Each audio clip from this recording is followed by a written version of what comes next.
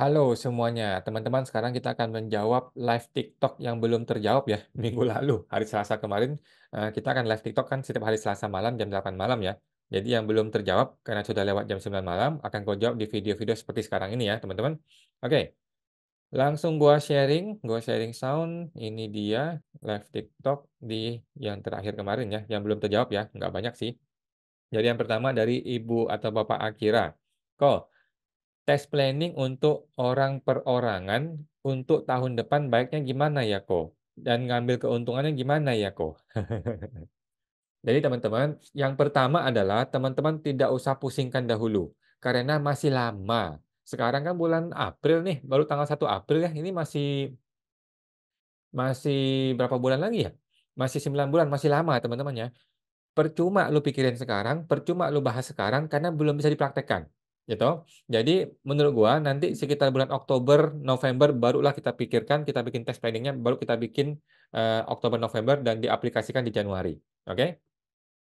Jadi opsi-opsinya adalah beberapa ini. Opsi pertama adalah melanjutkan dengan pencatatan, kemudian pakai metode norma. Metode norma tinggal dikalikan berapa persentase keuntungannya, kemudian dikalikan tarif PPh progresif. Ini akan menyebabkan pajak akan jauh lebih tinggi. Tetapi jadi simple, tetap simple pencatatan, tetapi pajak lebih mahal. Opsi kedua adalah Anda bikin badan usaha seperti CV, PTP, atau PT biasa. Nah, di situ bisa menggunakan PPh 0,5% kembali seperti biasa, seperti Anda sebelumnya pakai 0,5%. PT, PTP, atau CV. Bisa 4 tahun, bisa 3 tahun. Oke? Nah, tetapi konsekuensinya kalau Anda pakai badan, maka wajib pembukuan. Itu teman-teman ya, wajib pembukuan kalau pakai badan. Itu konsekuensinya.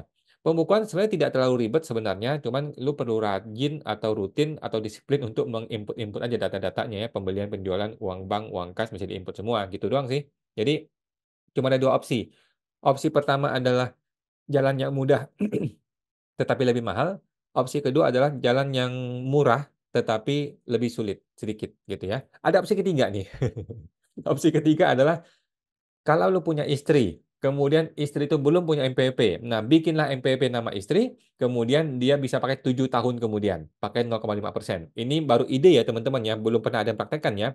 Atau Anda punya anak, lu punya anak suruh dia bikin NPWP, kemudian usahanya pindah pakai NPWP si anak. Gitu ya. Jadi NPWP orang lain tetapi masih keluarga satu satu darah kan, masih bisa saling hibah-hibahan, begitu. Jadi ini opsi yang baru-baru rame dan sepertinya akan banyak orang pakai ya teman-teman ya. Nanti kita lihat yang bagaimana pemakaiannya. Itu ya, Bapak Akira nggak usah khawatir, masih lama. Santai aja, kita tunggu presiden baru, kita tunggu menteri keuangan yang baru. Kalau menteri keuangannya punya otak, gue yakin menteri keuangan pasti memperpanjang 0,5%-nya. Final ya. Gua berani taruhan, Pocari Sweat ya, buat teman-teman yang mau. Taruhan pasti diperpanjang. Karena ngapain dia kembali ke metode yang lama, yang ribet, sedangkan metode yang sekarang sudah nyaman, sudah enak gitu loh. Orang-orang sudah nyaman dengan metode yang 0,5%, tidak akan mau kembali ke metode yang lama gitu loh. Maka orang pakai berbagai macam cara-cara yang aneh-aneh, seperti bikin NPWP istri lah, anak lah, bikin PT lah, CV lah, malah ribet gitu loh. Mestinya dipermudah, yang sudah mudah diteruskan, jangan dihilangkan gitu ya. Cuman mungkin metodenya dibikin lebih lebih tinggi tarifnya, kan lebih enak begitu kan. Kan dulu kita pernah 1% toh. Nah, thank you Pak Akira, semoga terbantu.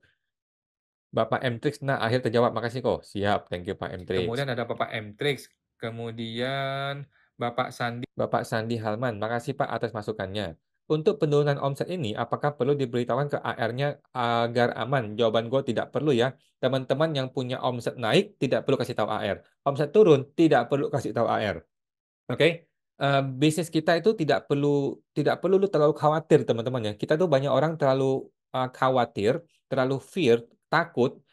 Kalau gua begini nanti AR ngambek kayak. Kalau gua begini AR ngambek kayak. Kayak orang pacaran, lu dikit-dikit takut dia ngambek gitu loh. Lu dikit-dikit takut dia cemburu gitu loh. Nggak perlu teman-teman, nggak perlu ya. Yang penting lu nya bener apa enggak gitu loh.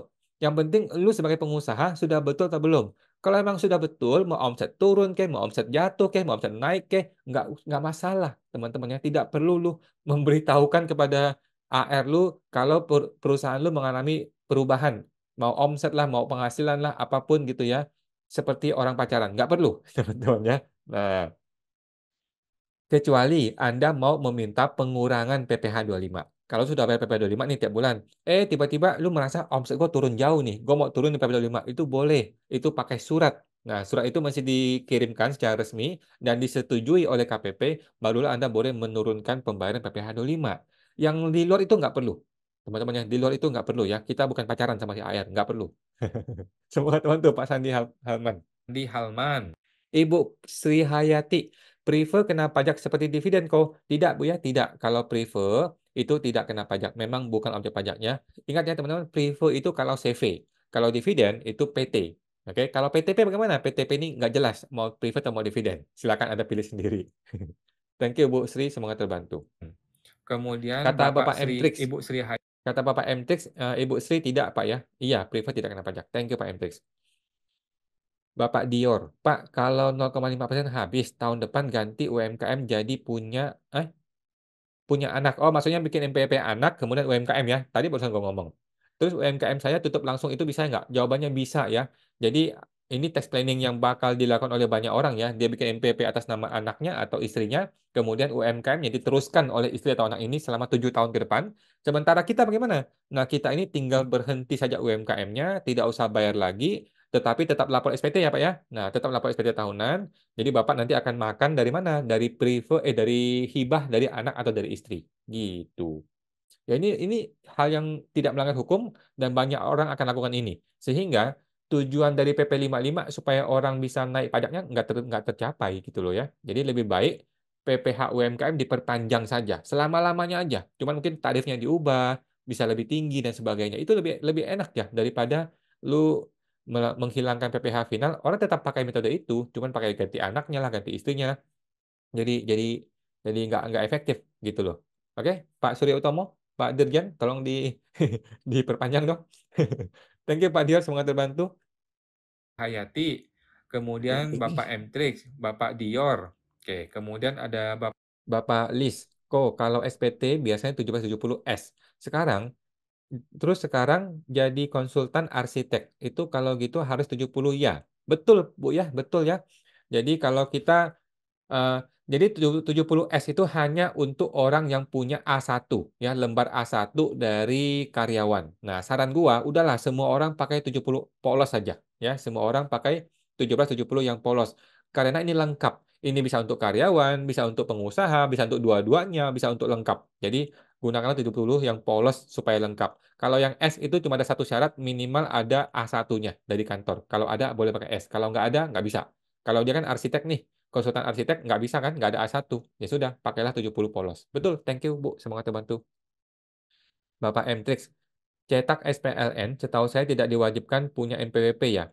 Kalau nggak punya NPWP nggak perlu SPLN, Pak. Kalau sudah punya NPWP, barulah minta SPLN, gitu, supaya pajaknya itu tidak kena lagi di Indonesia, gitu. Sedangkan kalau nggak punya NPWP ya nggak usah SPLN, nggak perlu. Thank you Pak Mtrix. Bapak Kenyo Bitoko, kalau CV mau prefer barang dagangan yang tidak ber-PPN ke owner apa bisa? Jawaban gua sih bisa-bisa aja sih. Setahu gua sih bisa-bisa aja ya. Kalau dia setoran modal, kan boleh tuh setoran modal berupa barang. Begitu sebaliknya, kalau dia mau tarikan modal berupa barang, ya boleh-boleh saja. Tetapi ini bentuknya prefer ya. Boleh-boleh aja sih Pak, menurut saya. Semoga teman tuh Pak Kenyo Bito. Bapak Akira, kok punya karyawan gaji di bawah 4,5 juta per bulan. Itu gimana kewajibannya sebagai pemilik perusahaan kok? Oke, jadi kalau Bapak punya perusahaan ya, CV, PT, atau PTP, maka berapapun gaji dari karyawan, Bapak tetap harus bikin bukti potong di menu e-Bupot 21 di DJP Online. Oke, masuk DJP Online, pilih menu e-Bupot ya, pilih menu lapor, pelaporan, kemudian e-Bupot PPh 21. Nah, di situ Bapak bikinkan bukti potongnya. Bukti potongnya bisa ada angka PPh, bisa juga tidak ada angka PPh. Nggak ada masalah. Tetap wajib dibikin bukti potong atas pegawai tersebut. Nggak ada masalah, ya. Tinggal dibikin tiap bulan 000 saja juga nggak ada masalah, kemudian dilaporkan. Begitu, Pak ya. Pokoknya kalau ada satu aja karyawan yang digaji, berapapun nilai gajinya, mau di atas ataupun di bawah 4,5 juta, tetap harus dilapor dalam e-Bupot dan dilapor di bulan tersebut.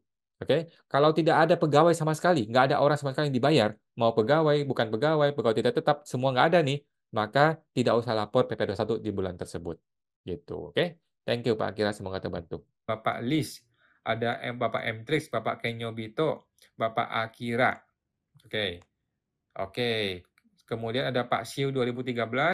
Pak Siu 2013, kok harta saya juga belum ada. Kenapa harus bayar pajak ya kok? Untung dikit bayar pajaknya lumayan banyak. Oke, jadi menurut saya Pak, kalau Bapak belum punya harta, pertanyaan sudah punya NPWP belum? Kalau Bapak sudah punya NPWP, maka Bapak tetap mesti hitung pajaknya dan bayar pajaknya dan lapor. Oke, sekarang gini, Bapak bilang untung dikit bayar pajak lumayan banyak. Menurut gua nggak juga. Menurut gua nggak juga ya. Yang namanya pajak itu adalah 0,5% kalikan omset setelah melewati omset 500 juta. Jadi Bapak ini sudah dapat diskon nih. Bapak sudah dapat diskon atas omset 0 sampai 500 juta tidak kena pajak. Itu sudah bagus ya. Di atas 500 juta Bapak bayar 0,5% kalikan omset. Itu murah sekali Pak, murah sekali Pak.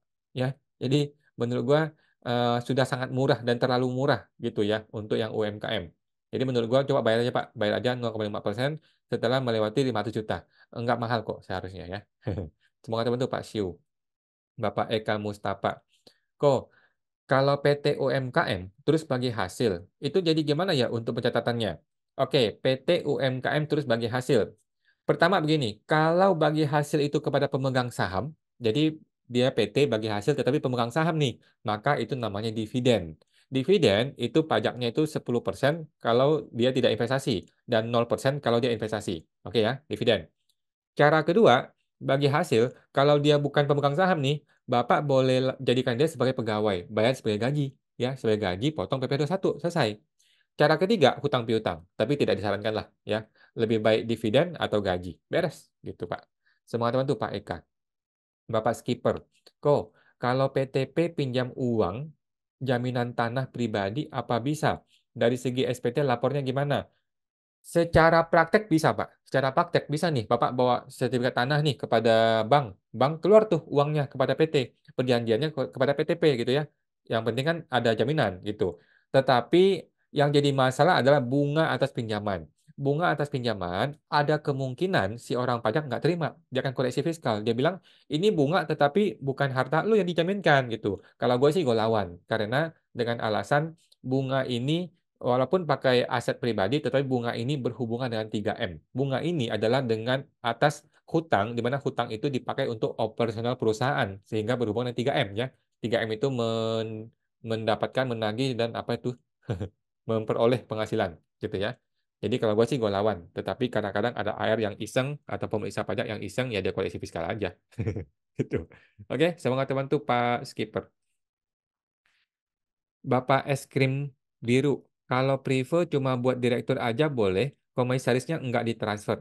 Jadi gini Pak, menurut saya pribadi ya, yang namanya Privo harus dibagikan sesuai dengan proporsi masing-masing pemilik CV. Jadi kalau ada dua orang nih, komanditer aktif, komanditer tidak aktif kan, yang ini 90%, yang ini 10%. Maka Privo harus dibagikan sesuai proporsinya. Lu kalau bagi Privo 100, ya udah 90 transfer ke A, 10 transfer ke B. Masalah di belakang meja lu mau ambil 10-nya silahkan. Gitu ya Pak ya. Tetapi ketika membagi dividen atau bagi prevo harus dibagi sesuai dengan proporsi kepemilikan sahamnya masing-masing. Menurut gue seperti itu. Oke. Nanti di belakang meja silakan deh lu mau ambil semua silakan. Tetapi secara prinsip, secara akunting, secara pajak lebih baik kita tertib. Oke, bagikanlah prevo atau dividen sesuai dengan persentase kepemilikannya mereka masing-masing. Gitu. Mas, Bapak Eka Mustafa, Bapak Skipper, dan Bapak Es Krim Biru. Oke, siap teman. Oke, teman-teman ya. Mana tadi?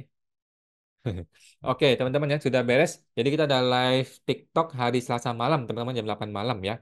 Oke, by the way, buat teman-teman yang belum tahu ya, kita akan buka kelas terbaru yang nggak tahu ya, mungkin terakhir kali ya di tahun ini, yang namanya PKPP, Program Konsultan Pajak Pinter ya, bukan kantor pajak ya, Konsultan Pajak Pinter. Jadi kalau lu mau jadi konsultan pajak, tetapi yang pinter, yang smart kayak gua nih, bercanda ya guys, itu Anda tinggal gabung ke www.programkpp.com ya, www.programkpp.com.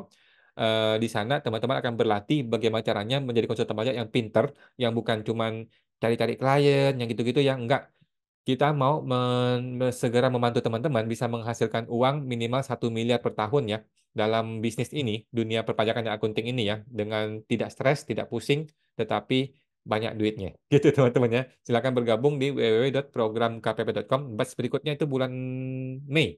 bulan Mei kita ada batch berikutnya. Kalau Anda bergabung sekarang, Anda akan dapat yang lain gratis tuh. Ada PSTP gratis, akunting UMKM gratis, jadi ada webinar gratis, semua juga dapat gratis ya buat teman-teman kalau mau bergabung, segera bergabung di bulan April ini. Oke, masuk ke www.programkpp.com ya buat teman-teman yang mau bergabung menjadi konsultan pajak yang pinter. Oke, sampai jumpa teman-teman semua.